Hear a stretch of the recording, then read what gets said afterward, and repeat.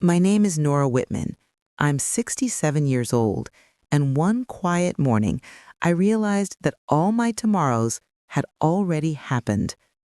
The coffee pot was hissing on the stove, sunlight crawled across the table, and the house felt too neat, the kind of neatness that comes when nothing new has happened for a long time. For the first time in decades, there were no alarms, no pagers, no anxious calls from the hospital. For 40 years, I was an emergency nurse, the one who stood between people and their final moments. I learned that life is short, even when it's long, and that people rarely die from pain. They die from giving up on something good ever finding them again. When my husband Tom passed away from a heart attack, I told myself I'd stay strong for our son, Andrew. But years later, a drunk driver took him too. After that, the world went silent. Not empty, just quiet, in a way that made breathing feel like work. My older sister June was the only one who could pull me out of that fog. She had this gift to talk to life as if it were a stubborn child that still deserved love. When cancer came for her, she faced it like she faced everything, with music playing and lipstick on. Before she died last year, she told me, "Nora, you don't have to be happy. Just stay alive long enough to remember what that feels like." So, when spring returned and her voice still echoed in my head, I made a decision. I went to the store, bought a cheap notebook, and wrote on the first page, "The Year of Yes." I promised myself to say yes to anything that scared me a little, the kind of things I'd always postpone for later. 2 weeks later, I was standing in front of a rusty orange van at a used car lot. The paint was peeling, the seats smelled like adventure and old cigarettes, and someone had once painted the word ginger on the side. I didn't even haggle. I just said yes. That van became my heartbeat on wheels. I sold half my furniture, gave away the fancy china, packed a blanket, a box of photos, and a 10 of June's letters, and drove off without a destination. The first entry in my notebook: drive west until the ocean feels close enough to touch.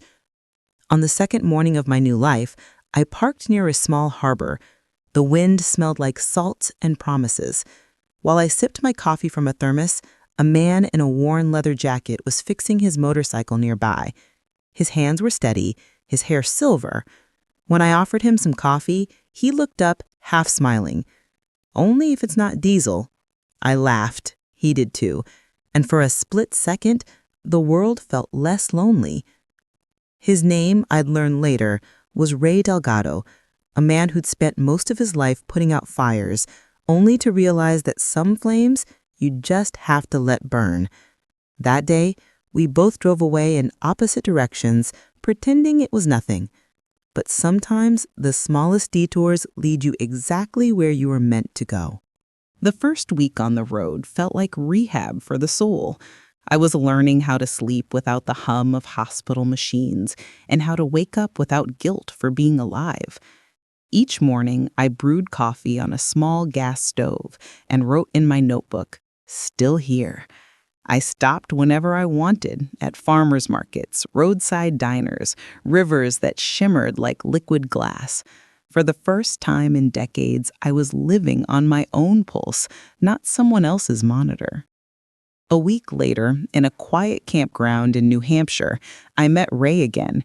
He was sitting by a campfire, the same motorcycle parked beside him, peeling an apple with a pocket knife. He nodded at me as if we'd been meeting like this our entire lives. We talked, not about love or loss, but about small things that keep people human: coffee, wind, maps. He told me he used to be a firefighter in New Mexico, that he once had a wife named Maria who died saving a child from a burning trailer. After that, he said, he couldn't stay still. He traveled, volunteered, built homes for people who'd lost theirs, fixing everything except himself. "I'm not running away," he told me once. "I just can't sleep in houses that remember too much." I understood that because my own walls had been whispering ghosts for years. We began traveling together, not as lovers, not as partners, but as two people keeping each other company in the quiet. He rode his Indian, I drove Ginger. We followed sunsets, wrong turns, and rumors about the best pie in every state. There was laughter and silence, and the kind of trust that doesn't need promises. Somewhere along the way, I got a letter, an official one, thick envelope with state seals and legal stamps. It said I'd inherited an old, decommissioned lighthouse on the Oregon coast from a distant aunt I barely remembered. It was falling apart, apparently, but came with a small maintenance fund and one request written in my aunt's will: use it to help people find their way. I sat with that letter for a long time. Then I showed it to Ray. He just grinned and said, "Well, looks like you just got promoted from nurse to keeper of light." We decided to head west. I added a new line to my notebook: drive to Oregon, restore the lighthouse, make it mean something. Along the way, we volunteered in small towns hit by storms and floods, handing out blankets, mopping floors, brewing coffee for strangers who'd lost everything. The rhythm of service felt familiar, but this time it didn't drain me, it filled me. At night, we sat by the fire. Ray fixed a bent pan for an old couple. I mended a torn jacket for a girl whose house had washed away. We didn't talk much because some silences, I learned, are healing in themselves. When I caught Ray staring at the stars, I realized he wasn't a man running anymore. He was someone quietly learning how to stop. And for the first time in a long, long while, so was I. Nashville greeted us with music spilling out of doorways like warm light. And then, 2 days later, the sky stitched itself shut. The air turned metallic, the kind of pressure you feel in your molars before a storm. Sirens wailed in a rising chorus, and the wind arrived like a rumor that wanted to be believed. By afternoon, roofs were peeled back like tin lids. Trees lay across streets as if they'd decided to sleep a while. The power went out in long, stunned neighborhoods, and people appeared with flashlights and casseroles, as if grief could be fed into submission. We parked Ginger near a church that had turned itself into a shelter. Ray moved first, the way muscle memory beats thought. He found cots, lugged water, shut off a gas line with that sure-handed grace firefighters carry even when they're retired. I taped signs, brewed coffee in stainless steel vats, and did what emergency nurses do best: made small, calm order where big chaos wanted to stage. I took oxygen saturations, checked blood sugars, handed out blankets, and listened to 3 versions of the same sentence from different mouths. We didn't think it would be this bad. Ray fixed a bent walker with a length of wire and a stubborn frown. A little boy cried without sound. I gave him a sticker of a star, and he stuck it to my wrist like a badge. We all wore honors we didn't ask for that day. Near dusk, a woman pressed her palm around mine and folded something into it. A tiny silver lightning bolt on a thin black cord. "For luck," she said. "For when the sky forgets itself." I slipped it into my pocket and felt lighter, as if storms could be held to their promises. When the wind fell asleep and the lightning moved off to argue with a different horizon, we sat on a curb and ate peanut butter sandwiches, the shelter's generator humming like a satisfied animal. Ray said almost nothing. His face carried that tired relief I knew from night shifts, the fragile safety that comes right after the worst thing doesn't happen to you. Then his phone rang. He glanced at the screen and stood up without standing up, every muscle going attentive. He walked a few steps away, listened, and the sound that left his body made me think of a door closing very far down a hallway. He came back with the straightforwardness of a man who has stopped pretending. "It's Luis. Car wreck. He's alive. Sarah didn't make it. The syllables hung between us, immobile of fragile glass. What do you need? I asked. He needs to get to Arizona, he said, as if distance could be bullied by verbs. Tonight. I didn't say the 100 sentimental things that rush to the tongue in moments like that.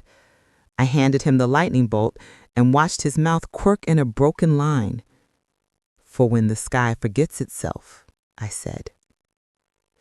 We packed in minutes. The shelter didn't ask us to stay. The world had already assigned us elsewhere.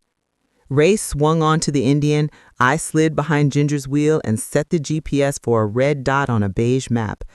The road unspooled ahead. Interstates that felt like runways. Truck stops where fluorescent light made everyone look equally tired. The long, dark hallway of America after midnight. Somewhere in Oklahoma, the radio fizzled into a preacher talking about mercy.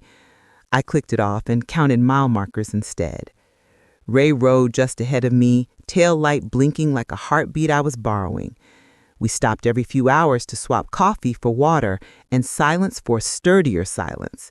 No big speeches, just the kind of companionship that has the sense to keep the car between the lines. Arizona met us with heat even the dawn couldn't temper. At the hospital, the air smelled of antiseptic and fear. I knew the choreography without needing directions. Elevators, corridors, the hush of conversations that have already decided not to cry here.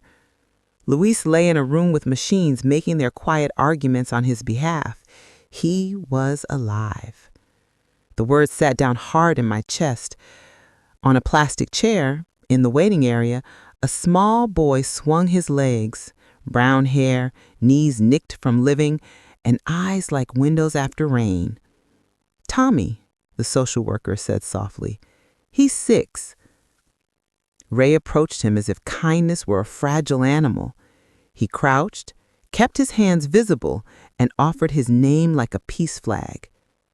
The boy looked at him with the exact steadiness of a child who has learned not to trust adults to finish their sentences. Are you the grandpa who lives on a motorcycle? He asked. He blinked. I guess I am, he said, voice catching on the first syllable. I sat across from them, a witness, the way life sometimes asks you to be present without intervening.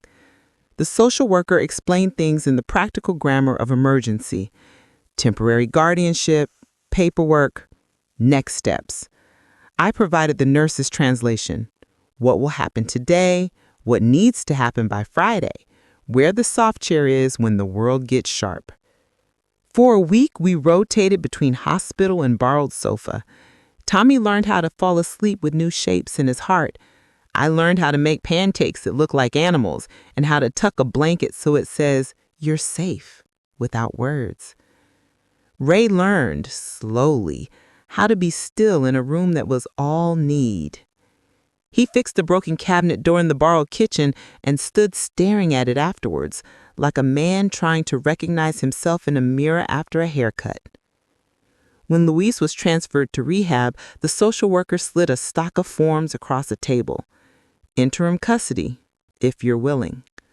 Willing, I thought, is a word that rearranges families. Ray signed, hands steady, eyes wet. I signed where a witness was required. The pen left a thin, black trail that felt like a road. We didn't call what we were doing love. We called it the next right thing, 1 inch at a time. On our last night before I was to leave for Oregon, I found Tommy sleeping on the couch with the lightning bolt in his fist. I eased it free and fastened it around his neck. He didn't wake, but his breath changed, deeper, as if storms could be domesticated by small metal sprites. I whispered, "Keep it. Make it work for both of us." In the morning, Ray walked me to Ginger. He looked older and newer at once, like a house after repairs. Same foundation, different windows. He said, "Go build your lighthouse. I'll bring him when we can, if we can." I didn't say you don't have to promise. He said, I know. That's why it's a promise I can keep. He tapped Ginger's hood twice, a benediction, and I pulled away, watching him shrink in the rear view until distance took his shape and left only sky. The desert widened into a thought I could live inside. I drove west toward a structure I had not yet earned, with the feeling that for the first time in years, I was headed somewhere that wasn't escape. The map said Oregon in 3 days. My bones said, arrive when ready. And somewhere beneath the engine's steady hum, another sound began to rise, a quiet conviction I hadn't heard in a long time. I was going home to a place I'd never lived. By the time I crossed into Oregon, the landscape had turned from desert bruises to ocean breath. But before the coast, before the salt air, there was a long stretch of silence that lived between leaving and arriving. Arizona had marked me, not with scars, but with the strange calm that follows when chaos runs out of fuel. For days, after I left Ray and Tommy, my mind replayed that small hospital room, the white sheets, the hum of the monitor, the boy's hand clutching that silver lightning bolt, the look in Ray's eyes when he said, "Go build your lighthouse." I drove through miles of flatland where the horizon was so wide it made loneliness feel small. The silence wasn't empty. It was patient. I began to fill it with music from the old cassette deck, half songs, half static. At a rest stop, I wrote in my notebook, "Sometimes you don't need to start over. You just need to start different." By the time I reached the Oregon border, the sky was the color of pewter, and the rain started in gentle applause. The lighthouse stood at the edge of a cliff like an old soldier, scarred, tilting, but refusing to surrender. Its paint had peeled into stories of salt and wind, and the stairs creaked in protest when I climbed them. Inside, it smelled of rust, seaweed, and a life waiting to be repurposed. A stack of letters tied with blue string sat on the old keeper's desk, records from decades past, handwritten logs about ships, fog, and storms survived. I read one line and smiled. Even on clear nights, the light stays on because somewhere, someone is lost. That became my mission statement. I cleaned, repaired, painted. I slept on a cot under the rotating glass eye and learned the rhythm of the sea. Every morning, I brewed coffee and opened the doors to locals. Fishermen, widows, retirees, travelers. They'd bring small stories, and I'd trade them for a warm drink. One day, I wrote a sign and nailed it to the wall. The Second Dawn Cafe. Coffee, bread, hope. The name felt right, because everyone deserved a second dawn. Soon word spread. On Fridays, people came not just for coffee, but to share good news. It was the only rule. If you came to my cafe, you had to bring something that went right. A fisherman who caught 2 instead of none. A widow who learned how to change a tire. A man who finally quit smoking after 40 years. The jar by the counter said 4 light bulbs, and it filled slowly, coin by coin. Each night, I'd climb to the lantern room and drop another coin in my pocket and whisper, "Thank you," to whoever needed to hear it. When the autumn storms came, I kept the light running even when the town lost power. I brewed coffee by candlelight and handed out thermoses to the rescue crews. That night, when I finally fell asleep on the floor of the cafe, I dreamed of fire again. Not the kind that destroys, but the kind that remembers warmth. And when I woke up, I found a firefighter's helmet at the door. Across the brim, someone had written in thick black marker, "For the keeper of light." No name, no return address, but I didn't need one. I smiled through tears, whispered, "You kept your promise, Ray," and went back to work. Winter came early that year, draping the Oregon coast in silver fog and quiet determination. The sea turned steel gray, restless and heavy, and gulls flew lower as if reading the air for warnings. Inside the lighthouse, everything slowed down. Even the light seemed to spin at a gentler pace, stretching each second before letting it go. The Second Dawn Cafe had become the heartbeat of the small town. Fishermen stopped in before dawn, retirees lingered till noon, and the air always smelled of cinnamon and rain. People began leaving little notes under their cups. For my wife, who taught me to dance again. For my neighbor who shovels my driveway without asking. I kept them all in a tin box under the counter, my private museum of quiet miracles. But on some nights, after closing, I'd still catch myself glancing at the road that curled toward the horizon, half expecting the soft rumble of a motorcycle I'd memorized long ago. Hope, it turned out, was a stubborn tenant. It was a Tuesday morning, gray and damp, when I heard footsteps outside the cafe. I turned, expecting a delivery man, and froze. Ray! His hair was whiter, his shoulders narrower, but his smile, that same crooked thing that lived halfway between apology and joy, hadn't aged a day. Beside him stood Tommy, taller now, the same alert eyes. He held something in his hand, cupped carefully like a secret. He ran up to me before I could speak and pressed it into my palm.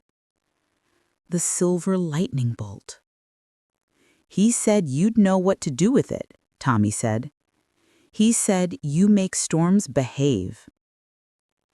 I looked at the pendant and then at Ray. For a moment, everything I'd been holding back, words, tears, forgiveness, rushed toward the surface, but all that came out was a quiet, "You found me." Ray nodded. "You left the light on." We laughed, the kind of laughter that doesn't hide the ache behind it. I poured us coffee. He told me Luis was walking again, that the boy was doing well in school, and that they'd wanted to bring the helmet back where it belonged. And when I asked how long they'd stay, he said, "Long enough to see if this place needs another pair of hands." That evening, we climbed the stairs to the lantern room together. The glass was warm under my fingers, the world below washed in blue twilight. I reached into my pocket, pulled out the silver lightning bolt, and hung it beside the switch. A small, shining reminder that storms aren't endings, they're invitations to rebuild. In the months that followed, we became a quiet constellation. Tommy went to school by day and learned to bake by night, proudly burning more loaves than he saved. Ray repaired fishing nets and patched boats, his steady hands turning salt and rope into stories. And I learned how to rest without guilt. On Friday evenings, the cafe's windows glowed like lanterns. The regulars called it story night. I'd hand Ray the microphone, and he'd start every session the same way. Some people keep their hearts open by fighting fires. Others keep their hearts open by keeping the light on. When the crowd laughed, I'd shake my head from behind the counter, pretending not to blush, failing every time. One spring morning, Luis arrived.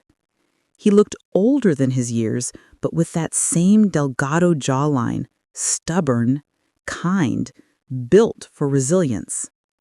He hugged his father first, then me. There weren't many words, just that fragile look families share when they're learning to be whole again.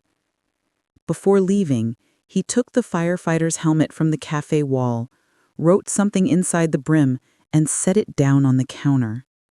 Then he said, "For whoever needs the courage next." I didn't read it until later. Inside, in block letters, "Thank you for giving my son back his world." Now, every night before closing, I climb the spiral stairs and stand before the lantern. The sea hums below like a great sleeping creature, and I can almost hear June's voice whispering, "Stay alive long enough to remember what that feels like." I touch the silver lightning bolt hanging near the light switch and think about how every life, no matter how ordinary, deserves its second dawn.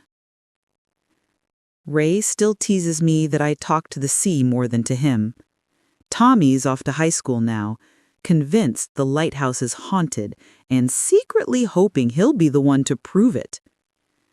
Luis sends postcards, and every morning when I unlock the cafe, I breathe in the scent of coffee and salt air and think, this is what it means to come home, even if it took me a lifetime to get here. The sea doesn't change much, but somehow it changes you. Every morning, I open the cafe doors and the same wind greets me, sharp, salty, honest. The regulars arrive one by one, each with their own quiet battles, their small victories. They call me the keeper of second chances. I don't correct them. Sometimes, when the fog drifts low, I climb the spiral staircase to the top of the lighthouse. From there, I can see the world I built. Not the grand kind of world, just one stitched together from laughter, coffee, and the steady rhythm of forgiveness. I switch on the light and watch it sweep across the ocean, a beam for anyone still out there trying to find the shore. And every time I do, I whisper the same thing under my breath.